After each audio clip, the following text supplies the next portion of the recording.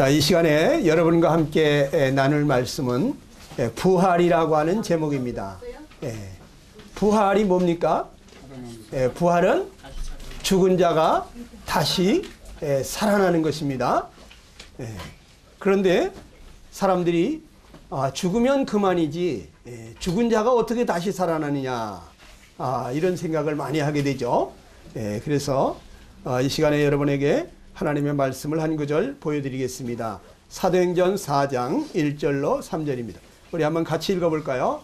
시작. 사도들이 백성에게 말할 때에 제사장들과 성전 맡은 자와 사두개인들이 이르러 백성을 가르침과 예수를 들어 죽은 자 가운데서 부활하는 도 전함을 싫어하여 저희를 잡음에 그랬어요. 여러분, 사도들이 예수님의 부활을 목격한 후에 아주 심차게 예수님이 부활하셨다.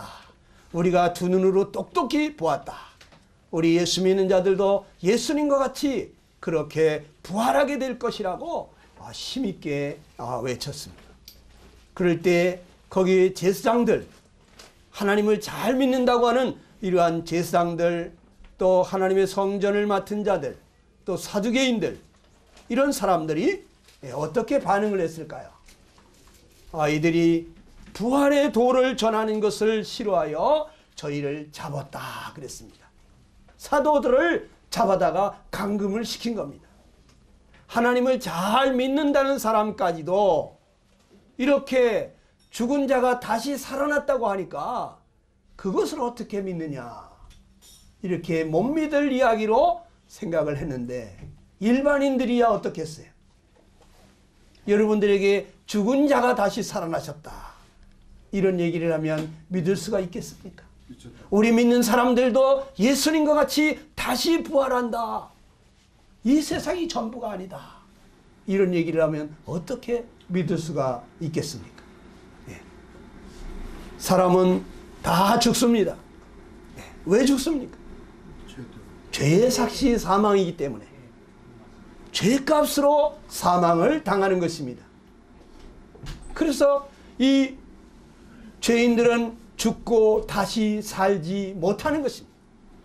사람이 죽음을 두려워하는 것입니다. 죽음 앞에서 사람들은 다 두려워 떠는 것입니다. 그런데 예수님이 다시 살아나셨다. 사람이 죽음으로 끝나는 것이 아니라, 절망할 것이 아니라 이제 다시 사는 영원한 생명이 있다고 하는 이러한 소망이 예수님의 부활로 말미암아 우리에게 생겨난 것입니다. 이 일에 대해서 성경은 어떻게 말해주고 있습니까? 고린도전서 15장 3절 4절을 한번 한 목소리로 읽어보겠습니다. 다 같이 시작. 성경대로 그리스도께서 우리 죄를 위하여 죽으시고 장사 지낸 바 되었다가 성경대로 사흘 만에 다시 살아나셨다 그랬습니다. 성경대로 예수 그리스도께서 우리 죄를 위하여 죽으셨다. 성경에 약속하신 대로, 성경에 수없이 많이 예수님께서 어느 지방에 태어날 것이며 어떻게 태어날 것이며 어떻게 살다가 어떻게 돌아가실 것인지에 대해서 예수님에 대한 자세한 예언이 있습니다. 그런데 그 예언 그대로 하나님은 그 아들 예수님을 이 땅에 보내셨습니다. 그 예수님이 왜 십자가에서 돌아가셨느냐? 우리 죄를 위하여 죽으셨다고 하는 것입니다. 여러분과 나의 죄, 이 죄로 말미암아 평생에 고생하고 나중에 영원한 죽음으로, 사망으로 떨어질 수밖에 없는 우리들을 구원하시기 위해서, 예수님이 이 죄의 문제를 해결하시기 위해서 여러분과 내 죄를 담당하시면서 대신 죽으셨다, 이런 얘기입니다. 이런 분이 또 어디 있습니까? 여러분, 예수님을 4대 성인이라고 세상 사람들은 말합니다. 4대 성인이라고 하면 세상에서 가장 성스럽게 살은 4명의 사람들을 뽑아놓은 것입니다. 그런데 그렇게 성스럽게 살았다는 사람을 어떻게 그렇게 처참하게 십자가에서 그렇게 죽일 수가 있습니까? 예수님은 여러분과 내 죄를 대신해서 죽임을 당하신 것입니다. 여러분과 나를 죄로부터 구원하시기 위해서 이 땅에 오신 분이신 것입니다. 그런데 예수님이 죽으시고 장사 지낸 바 되었다가 성경대로 사흘 만에 다시 살아나셨다는 것입니다. 이것이 놀라운 일입니다. 예수님은 성경에 말씀하신 대로 죽음을 보지 아니하고 음부의 버림을 당하지 아니할 것이라고 말씀하신 대로 예수님은 다시 살아나셨습니다. 그리고 우리 모든 믿는 자에게 예수님의 생명을 받아들인 모든 자들에게 예수님과 같은 부활이 있다고 말씀하시는 것입니다. 그래서 믿는 사람들은 소망을 가지고 죽는 것도 두려워하지 아니하고 오히려 죽는 것이 내가 이제 영원한 생명으로 들어가는 이제 문이 열리는 것이다 이렇게 생각하기 때문에 죽는 것도 두려워하지 않는 것입니다. 여러분, 예수님이 부활하셨습니다. 예수님이 사흘 만에 다시 살아나셨습니다. 우리 죄인들에게, 이 절망 가운데 있는 우리에게 놀라운 소망을 주시고 있습니다. 그런데 정말 부활한 것이 사실일까? 사람들이 그런 생각을 합니다. 정말 예수님의 부활이 사실이냐? 예수님의 무덤이 비어 있다는데 그게 정말 사실이냐? 도굴범들이 시체를 훔쳐간 것은 아니냐? 어떤 사람들은 이렇게 말합니다. 여러분 생각해 보세요. 예수님의 시체가 있었던 곳에 시체는 없고 시체를 쌌던 세마포가 그대로 있었는데 도굴범들의 소행이었다면 당연히 값 나가는 세마포를 가져가지 왜 시체를 훔쳐가겠습니까? 도굴범들은 돈 되는 걸 가져가기 위해서 무덤을 파헤치는 사람들인 것입니다. 그 비싼 세마포를 가져가지 왜 시체를 가져가고 세마포는 잘 개켜놨겠느냐 이거야. 여러분, 예수님은 분명히 부활하신 것입니다. 또 어떤 사람들은 말합니다. 예수님의 제자들이 훔쳐간 거 아니냐. 예수님의 제자들이 훔쳐갔을 거다. 여러분 생각해 보시기 바랍니다. 제자들은 예수님의 부활을 목격한 후에 아주 용감하게 목숨을 걸고 부활의 소식을 전했습니다. 시체를 감추어 두고 거짓말을 하면서 목숨을 거는 사람이 있겠습니까? 여러분, 사람은 거짓말을 하다가도 목숨이 위태로워지면 칼을 목에다가 찌르면서 사실대로 말하지 않으면 죽인다고 말이지. 이렇게 하면 다 사실대로 말하게 돼 있어요. 자기 목숨을 걸고 거짓말을 하는 사람은 없는 것입니다. 그런데 예수님의 시체를 감춰두고 제자들이 거짓말을 하면서 예수가 부활했다, 예수님이 다시 살아났다고 그렇게 외친다면 그들이 죽임을 당하면서 순교를 당하면서 그렇게 거짓말을 하면서 목숨을 걸겠어요? 여러분 같으면 거짓말을 위해서 목숨을 걸겠습니까? 예수님이 부활이 사실이라 말입니다. 여러분, 예수님이 살아나셔서 많은 사람들에게 나타내 보이셨습니다. 부활하셨으면, 다시 살으셨으면 사람들에게 보여줄 수가 있잖아요. 그런데 어떤 사람들은 말합니다. 아, 환각 상태에서 사람들이 잘못 보았을 것이다. 그럴 리가 없다. 죽은 자가 어떻게 다시 살아나느냐. 여러분 생각해 보시기 바랍니다. 예수님이 부활하셔가지고 막달라 마리아에게 최초로 당신을 보여주셨습니다. 그리고 여러 여자들에게 보여주셨습니다. 또 엠마로 가는 두 제자들에게, 또 베드로에게, 예루살렘의 그 사도들에게 몇 번씩, 갈릴리 해변에서 고기 잡는 그 사도들에게도 나타내 보이셨습니다. 한 번은 500여 명이 넘는 사람들이 있는 자리에서 예수님이 살아나신 것을 보여주셨어요. 두 손발의 못자국을 보여주셨다고. 한두 번도 아니고 10번 이상이나 예수님이 그 살아나신 것을 보여주셨는데, 그 많은 사람들이 전부 다 환각 상태에서 보았다고 여러분 그렇게 생각하십니까? 그 많은 사람들이 다 환각 상태에서 봤을까요? 여러분, 예수님은 분명히 부활하신 것입니다. 어떤 사람들은 말합니다. 혹시 유령이 나타난 게 아닐까? 어떻게 사람이 다시 살아? 예수님의 제자들도 처음에는 유령이 나타난 줄 알았어요. 문이 다 잠겨 있는데 예수님이 갑자기 나타나신 거예요. 유령인가 깜짝 놀랐어요. 문이 잠겨 있는데 들어왔으니까. 여러분, 문이 잠겨 있어도 천사들은 여기 들어오겠어, 못 들어오겠습니까? 천사들은 들어오고도 남습니다. 예수님이 신령한 몸으로 변화가 된 거예요. 그래서 제자들 앞에 나타났습니다. 제자들은 부활하신 예수님의 몸에 있는 못자국과 창자국의 상처를 만져볼 수가 있었습니다.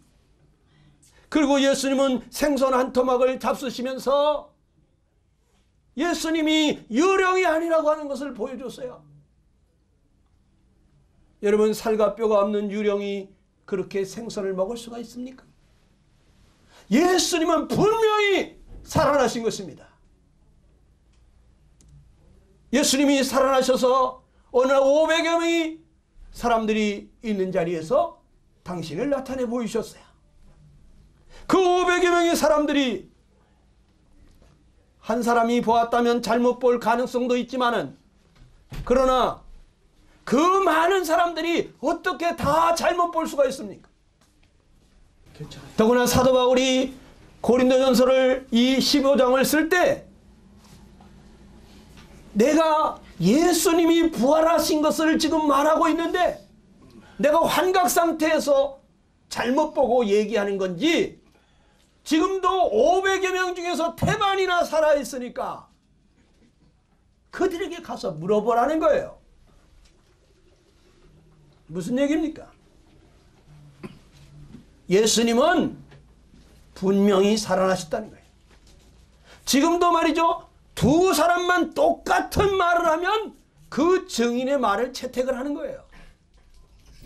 그런데 이 사람도 같은 소리, 저 사람도 같은 소리, 모든 사람들이 다 똑같게 예수님이 부활하셨다고 말한다면, 여러분, 한두 명도 아니고 250명 이상이나 되는 그 태반이나 넘는 사람들이 예수님을 나도 어디서 목격했다, 나도 거기서 봤다, 그런데 예수님의 손에 못자국이 어느 부분에 나 있더라, 이마에 상처가 어느 부분에 나 있더라, 다 똑같은 얘기를 하고 있다면 여러분, 이거 믿어야 되는 거 아닙니까?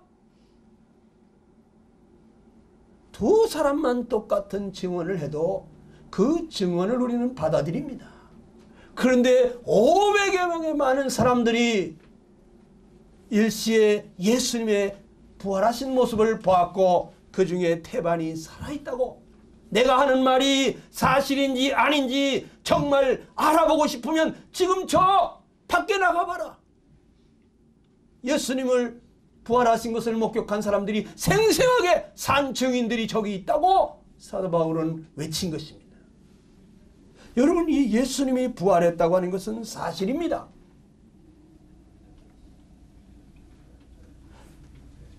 여러분, 믿든지 안 믿든지 이것은 변하지 않습니다. 예수님의 부활을 목격한 많은 사람들이 변화됐어요. 로마 군사들이 예수님 겟세마네 동산에서 예수님을 잡아갈 때 제자들은 다 겁을 먹고 도망쳐 버렸어요. 자기들도 잡혀가는 거 아니나. 그런데 예수님의 부활을 목격한 다음에 제자들은 아주 용감해졌어요. 그들은 예수님이 부활했다고, 우리가 두 눈으로 똑똑히 보았다고 그들은 외친 것입니다. 죽어가면서 외쳤습니다. 순교를 당하면서 예수님이 부활했다고 외쳤습니다. 그들의 말을 듣고 또 많은 사람들이 예수님이 부활하신 것이 사실이구나, 이것을 믿게 되고 그들도 또 그 믿음 때문에 죽어갔습니다. 사자들의 밥이 되고 칼로 목베임을 당하고 손과 발이 잘려서 기름가마에 던져지고 매를 맞고 돌팔매질을 당해서 죽어가면서도 예수님이 다시 살아나셨다. 그분은 우리를 구원하러 오신 분이시다. 그분은 아무 죄가 없는 성자 하나님이셨다. 그분은 전능하신 하나님이셨다. 우리를 구원하러 오셨는데 우리가 몰랐었다고 그들은 죽어가면서도 예수님을 시인하고 전파했던 것입니다. 여러분, 이 예수님이 왜 다시 살아나셨을까요?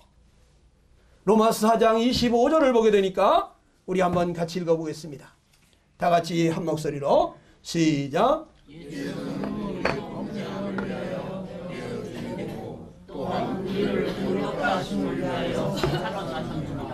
예수님은 우리 범죄한 거, 우리가 죄 지은 거 해결하기 위해서 우리를 대신해서 벌을 받으시느라고 죽임을 당했습니다.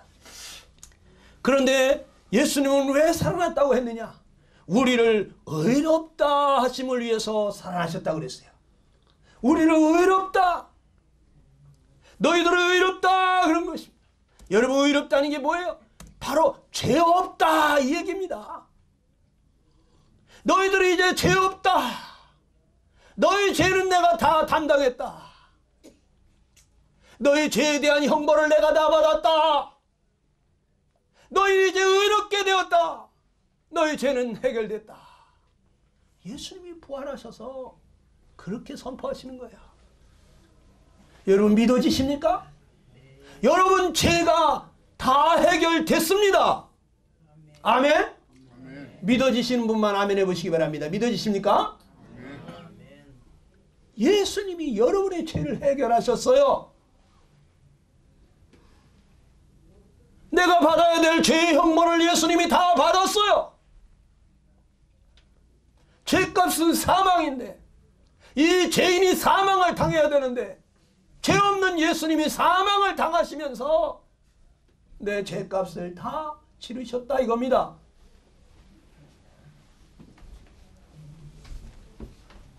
자, 예수님이 부활이 주는 교훈이 무엇입니까? 다 같이 사도행전 2장 24절입니다. 시작.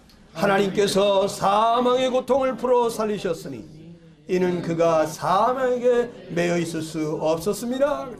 여러분, 사망에 매여 있을 자가 누굽니까? 사망에 매여 있을 자는 죄인입니다. 죄인이 죽는 거예요. 죄값으로 죽임을 당하는 것입니다. 죄의 삭시 사망이기 때문에. 그런데 예수님은 왜 사망을 당하셨습니까? 예수님이 죄인이십니까? 예수님은 우리의 죄를 대속하기 위해서 죄인의 자리에 가신 것입니다. 내가 가야 될 그 저주받을 자리에 그분이 가신 것입니다. 심판받을 나의 자리에 예수님이 서신 것입니다. 이 죄인이 받아야 될 그 형벌을 예수님이 대신 받으신 것입니다. 여러분, 예수님이 부활했다고 하는 것은 우리의 죄값을 다 갚았다고 하는 것을 증명해 준 것이에요. 뭐라고요? 예수님의 부활은 그가 죄값을 다 갚았다고 하는 것을 증명하는 것이다. 여러분의 죄값을 다 갚으셨습니다. 완전히 갚으셨습니다. 제가 가끔 그런 얘기 하죠. 어떤 사람이 30년형을 당했는데 그 사람이 29년 동안 감옥살이를 하다가 교도소 소장님을 만나서, 소장님, 저 29년이나 감옥 생활했어요. 나 이제 1년밖에 안 남았는데 나 좀 내보내 주시면 안 됩니까? 안 돼. 당신 1년 더 받아야 돼. 그래서 이 사람이 참고 11달을 받았어요. 또 소장님을 찾아갑니다. 소장님, 나 이제 저 제발 좀 내보내주세요. 한 달밖에 안 남았잖아요. 내보내줬을까요? 안 내보내줍니다. 자네 이제 한 달 남았어. 31일 남았어. 그래 이제 30일을 지내고 이 사람이 또 소장님을 만납니다. 소장님 이제 하루 남았잖아요. 나 좀 내보내주세요. 내보내줄까요? 안 내보내줍니다. 왜? 죄값은 완전히 다 치러지기 전에는 못 나가는 거예요. 오늘 세상은 불의한 재판관들이 너무나 많습니다. 불의한 검사, 판사 너무 많습니다. 법대로 재판하지 않습니다. 공의로우신 하나님은 법대로 재판을 하십니다. 털끝만치라도 죄가 있으면 결단코 지옥에서 나올 수가 없습니다. 여러분 어떻게 해가지고 자기의 죄를 완전히 깨끗하게 할 수가 있겠어요? 얼마나 착하게 해가지고 여러분 죄를 깨끗이 할 수 있습니까? 안 되는 것입니다. 그러기 때문에 하나님의 아들이 내려오신 것입니다. 그 거룩하신 분이 죄를 알지도 못하시고 거룩하시고 악이 없고 더러움이 없고 죄인에게서 떠나 계시고 하늘보다 높으신 그분이 왜 십자가에서 6시간씩이나 피를 흘리면서 죽어야만 했을까요? 내 죄가 얼마나 크면 그 거룩한 피를 6시간씩이나 흘려야만 했을까요? 예수님이 내 죄를 완전히 해결하시기 위해서 완전히 사망 가운데 죽을 때까지 그 고난을 받으셨던 것입니다. 예수님이 무덤에 계시다가 그분이 3일 만에 다시 살아나셨습니다. 예수님이 무덤 속에 들어갔던 이유는 죄값이 사망이기 때문에 여러분 가운데 죄값으로 사망을 당하셨던 것입니다. 그런데 그 죄값을 다 치르셨기 때문에 예수님이 무덤에서 나오신 것입니다. 아까 말씀드렸던 그 죄수가 30년형을 다 받았을 때 마지막 하루까지 마저 다 그 죄의 형벌을 받았을 때 감옥문이 철커덕 열리면서 나가시오. 당신이 이제 죄에 대한 벌이 끝났습니다. 하고 내보내는 것처럼 무덤문이 열리면서 예수님이 나오신 것입니다. 우리의 죄값을 다 갚았기 때문에. 할렐루야. 이게 얼마나 기쁜 소식인지 아십니까? 예수님이 부활하지 못했다면 아직도 예수님은 내 죄값을 갚고 계신 것입니다. 사망 가운데 계신 것입니다. 우리의 믿음도 헛것이고 우리의 전파하는 것도 헛것이고 너희가 여전히 죄 가운데 있을 것이라고 말했어요. 예수님이 부활하지 못했다면 우리는 아무 소망이 없습니다. 예수님이 부활하심으로 우리에게 놀라운 소망이 생기실 것입니다. 우리의 죄값이 완전히 다 치러졌구나. 그래서 예수님이 사망에 매여 있을 수가 없었구나. 예수님이 사망 가운데 계실 뿐이 아닙니다.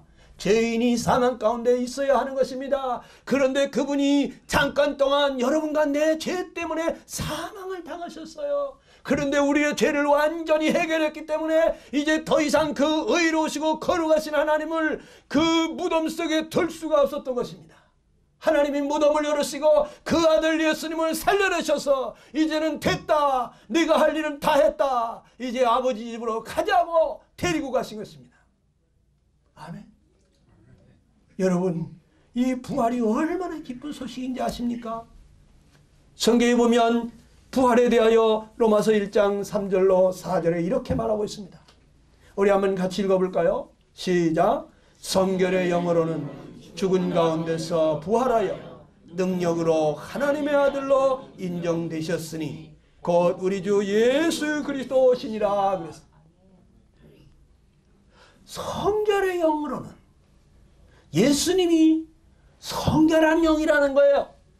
성결하신 거룩하신 영이라는 거예요. 죄가 없는 하나님이라는 거예요. 죽은 가운데서 부활하여서 정말 이분이 그런 성자 하나님이라고 하는 것을 인정받으셨어요. 선포하셨어요. 내가 하나님의 아들이 아니냐? 내가 성자 하나님이 아니냐? 내가 성결하고 거룩한 자가 아니냐? 부활하심으로써 그분은 죄 가운데 사망 가운데 있어야 될 분이 아니라고 하는 것을 확실하게 증명해 주신 것입니다. 예수님의 부활은 뭐라고요? 한번 읽어볼까요? 시작. 예수님의 부활은 그가 성결하신 하나님을 주장합니다. 여러분, 예수님이 부활하셨다고 하는 것은 이분이 죄인이 아니라고 하는 것을 입증해 준 거예요. 하나님이란 말입니다. 미국의 암스트롱이 달나라에 착륙했을 때 사람으로서는 최초로 저 우주에 떠있는 달의 첫 발을 디딘 그 암스트롱이 온 우주의 그 빛나는 별들을 바라보면서 하나님은 저기도 계시구나. 하나님 우주에 가득하시구나. 사람들은 인간이 달나라를 정복했다. 인간이 달에 갔다고 놀라움을 금치 못했습니다. 그런데 암스트롱이 말합니다. 인간이 달에 간 것이 대단한 것이 아니라 전능하신 하나님이 지구 땅덩어리에 발을 디뎠다는 것이 더 놀라운 일이다. 거룩하신 하나님이 죄인의 땅에 오셨다는 것이 더 놀라운 일이다. 거룩하신 하나님이 어떻게 이 죄 많은 인생들을 구원하시려고 이 세상에 오셨나. 이게 더 놀라운 일이더라 이겁니다. 하나님이 거룩하신 그분이 여러분과 내 죄를 위해서 그렇게 처참하게 죽으셨다 이겁니다. 여러분, 성경은 우리에게 이렇게 말합니다. 고린도서 15장 16절로 19절입니다. 그 중에 한 구절을 한번 같이 읽어보겠습니다. 다 같이 시작. 만일 그리스도 안에서 우리의 바라는 것이 다만 이 생뿐이면 모든 사람 가운데 우리가 더욱 불쌍한 자리라 그랬어요. 여러분, 부활이 없다면, 이 세상이 전부일 것 같다면 예수 믿는 사람은 모든 사람 가운데 가장 불쌍한 사람이다 하고 성경은 말해주고 있어요. 그럴 거 아닙니까? 사람은 일생을 사는 거예요. 한 번 살고 끝이에요. 살아보고 이게 아니구나 싶어서 다시 살아볼 수 있는, 연습으로 살아볼 수 있는 삶이 없어요. 만물의 영장이라는 인간이 한 번 가면 다시 못 오는데 천국도 있고 부활도 있는 줄 알고 항상 선하게 정직하게 하나님을 기쁘시게 그렇게 살았는데 부활도 없고 천국도 없다면 예수 믿는 사람은 헛살은 거예요. 가장 불쌍한 사람들이 예수쟁이들이에요. 그러나 부활이 있다 이거예요. 다시 사는 게 있다 이거예요. 천국이 있다 이거예요. 우리가 행한 모든 일이 헛되지 않다는 거예요. 그러므로 형제들아, 견고하며 흔들리지 말며 항상 주의 일에 더욱 힘쓰는 자들이 되라. 너희 수고가 결코 헛되지 않다고 성경은 우리에게 말해주고 있는 것입니다. 우리 행한 모든 일에 대해서 하나님이 다 갚아주신다는 것입니다. 말할 수 없는 영광으로 30배, 60배, 100배 더 신령하고 영광스러운 거로 우리에게 갚아주신다는 것입니다. 그렇기 때문에 여러분의 수고가 결코 헛되지 않습니다. 여러분, 성경은 예수님을 부활의 첫 열매라고 말합니다. 고린도전서 15장 20절에 보니까 그러나 이제 그리스도께서 죽은 자 가운데서 다시 살아 잠자는 자들의 첫 열매가 되셨도다 그랬습니다. 여러분, 이 과수원에 나무가 자라고 있습니다.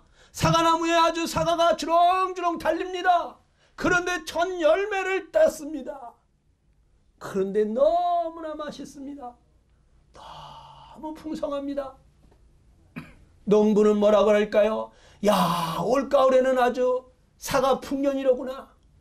와, 대박 나겠다 그러겠죠. 첫 열매가 좋으면 두 번째, 세 번째, 네 번째 달리는 열매들도 좋을 것이라고 기대가 되는 것입니다. 예수님은 잠자는 자들의 첫 열매다 그랬어요. 잠자는 자들. 성경을 자세히 보시면 예수님을 믿고 죽은 사람들을 잠잔다고 써 있어요. 기상나팔이 울리면 자던 자들은 일어나는 것입니다. 죽은 자들은 안 일어나는 것입니다.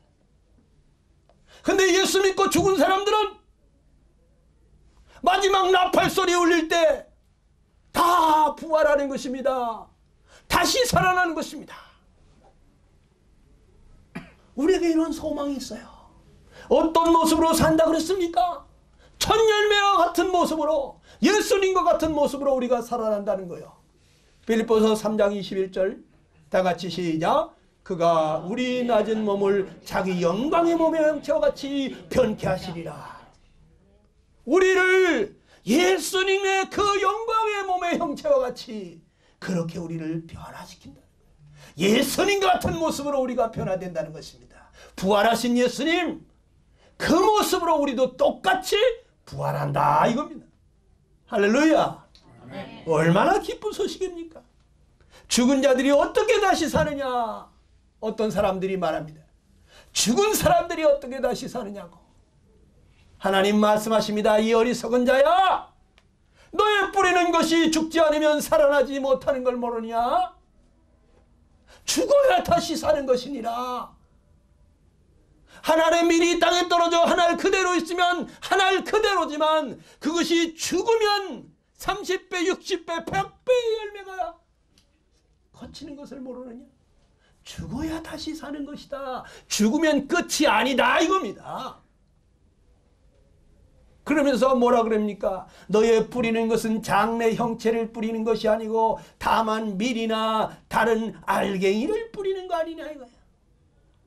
하나님이 그 뜻대로 저에게 형체를 주시되 각 종자에게 형체를 주시느니라 그렇게 말합니다. 이게 무슨 얘기입니까?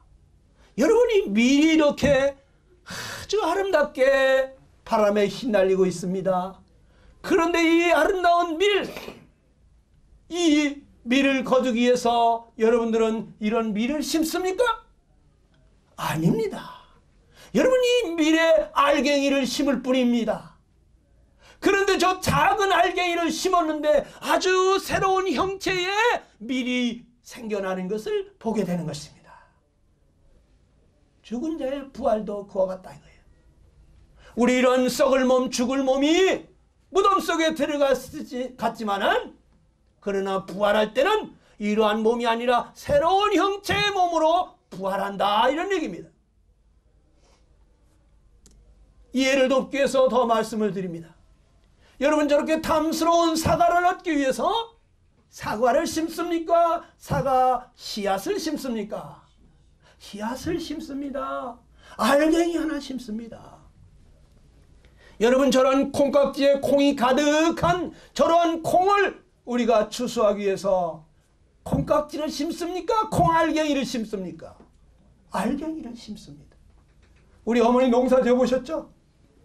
알갱이를 심습니까? 콩깍지를 심습니까? 수박을 심습니까? 수박 씨앗을 심습니까? 여러분 밤송이를 심습니까? 알밤을 심습니까? 그런데 그 작은 알갱이를 심었는데 새로운 형체의 풍성한 그 알갱이와 똑같은 새로운 형체의 모습으로 이렇게 열매를 거두는 것처럼 우리 죽은 사람의 부활도 그와 같다 이겁니다. 어떤 모습으로 부활할까요? 여러분 같이 한번 읽어보겠습니다. 고린도서 15장 42절부터 시작.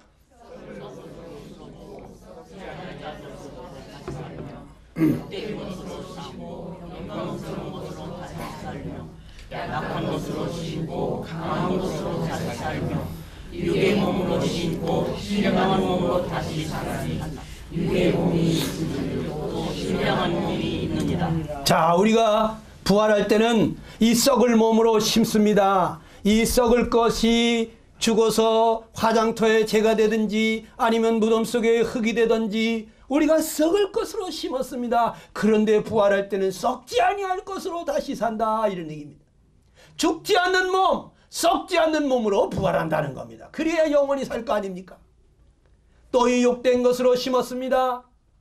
이 욕된 몸, 온갖 여기에 정욕으로 가득한, 음욕으로 가득한, 이 욕심으로 가득한, 이러한 죄악으로 가득한 이러한 몸뚱아리가 죽었는데 부활할 때는 죄와 상관없는 영광스러운 몸으로 다시 산다는 것입니다. 영광스러운 몸으로, 죄와 상관없는 몸으로. 또 이 약한 몸으로 심습니다. 이 약한 몸 피곤합니다. 병듭니다. 늙습니다. 그런데 이러한 약한 몸이 죽었는데 부활할 때는 강한 몸으로 다시 산다는 거예요. 강한 몸으로. 피곤하지도 않고 아프지도 않고 죽지도 않고 늙지도 않는 그러한 몸으로 우리가 부활한다는 겁니다. 얼마나 기쁜 일입니까? 저는 이 부활을 소망 중에 기다리고 있습니다. 또 이 육의 몸으로 신고 신령한 몸으로 다시 산다고 그랬습니다. 이 육신의 몸은 한 곳에 있을 수밖에 없습니다. 내가 여기서 미국을 가려면 비행기를 타야 됩니다. 그런데 신령한 몸으로 부활하게 될 때 눈 깜빡할 사이에 내가 미국에 가야 되겠다 그러면 미국에 가 있는 것입니다. 여러분, 천사가 여기서 미국 가는데 시간이 걸릴까요? 우리 눈 깜빡할 사이에 영국도 가고 미국도 가고 저 하늘나라 은하수를 마음대로 여행할 수 있는 놀라운 사람이 되는 것입니다. 그리 가끔가다 저는 그런 생각을 해봅니다. 우리 여기 젊은 남자들은 슈퍼맨을 좋아하죠. 저도 슈퍼맨을 굉장히 동경합니다. 슈퍼맨은 지구를 순간적으로 몇 바퀴씩 돌아옵니다. 똑딱하는 사이에. 여러분, 어느 날 슈퍼맨 영화를 보니까 저 옥탑 꼭대기에서 커다란 광고 그 간판이 철탑과 함께 떨어지고 있습니다. 그 밑에 사람들이 깔릴까봐 소리를 지릅니다. 그런데 언제 나타났는지 슈퍼맨이 슉 나타나가지고 그 철탑을 딱 붙잡더니 쫙 올라가서 그 옥상에다가 제자리가 딱 꽂아놨어요. 와. 그런데 여러분 부활할 때 여러분이 예수님 같은 모습으로 부활하게 되면 이 슈퍼맨보다 더 빠른 속도로 더 강한 힘으로 더 영광스러운 몸으로 썩지 않고 죽지 않는 영원히 사는 몸으로 변화돼서 그래서 영생 복락을 누린다고 하는 것입니다. 할렐루야. 와, 얼마나 좋은지 모르겠습니다. 여러분에게 비밀을 말합니다. 성경이 우리에게 비밀을 말해주고 있습니다. 아무에게나 얘기해 주는 게 아닙니다. 아무나 알 수 있는 것이 아닙니다. 여러분, 이 비밀은 귀가 열린 사람들, 하나님이 이 비밀을 깨닫게 해주셔야지 여러분 이것이 믿어지는 거예요. 비밀이 무엇입니까? 다 같이 한번 읽어봅시다. 시작. 보라, 내가 너희에게 비밀을 말하노니 우리가 다 잠잘 것이 아니요 마지막 나팔에 순식간에 호련히 다 변화하리니 나팔 소리가 나매 죽은 자들이 다시 살고 우리도 변화하리라. 그래서 죽은 자들이 썩지 아니할 것으로 다시 산다.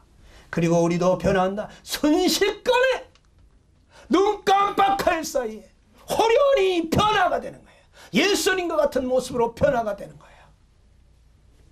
마지막 나팔소리 울릴 때, 하나님의 나팔소리 울릴 때 예수님이 그 천사들과 함께 쫙 내려오시다가 공중에 딱 멈춘다고 써 있습니다. 그리고 천사들이 이 땅끝에서 땅끝까지 쫙 가가지고 믿는 거룩한 성도들을 데리고 쫙 올라가는 것입니다. 그런데 먼저 믿고 죽었다가 무덤 속에 묻힌 사람들, 그 사람들이 먼저 일어난다고 성경은 데살로니가전서 4장에 그렇게 말하고 있어요.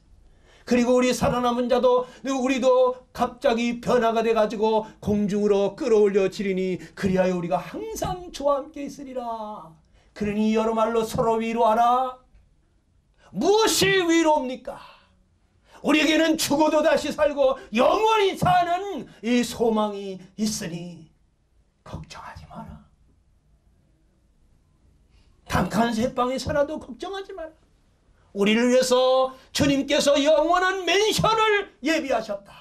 들어가는 길바닥이 유리와 같이 맑게 빛나는 정금으로 깔아놨다. 뭐 때문에 걱정하냐?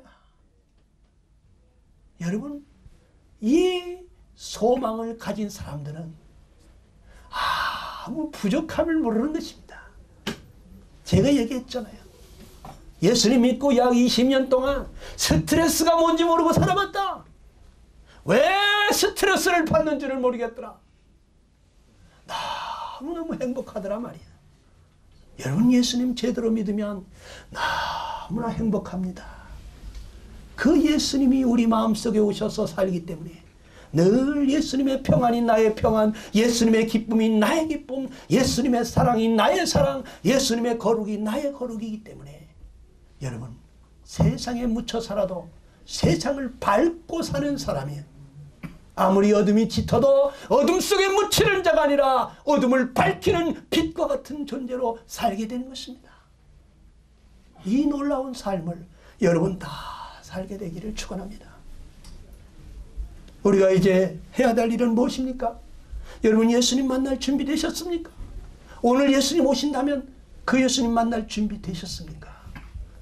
성경에 영접하는 자, 예수님을 마음속에 받아들이는 자, 예수님을 믿는 자들, 그런 자들에게 하나님의 자녀가 되는 권세를 주십니다. 기도하겠습니다.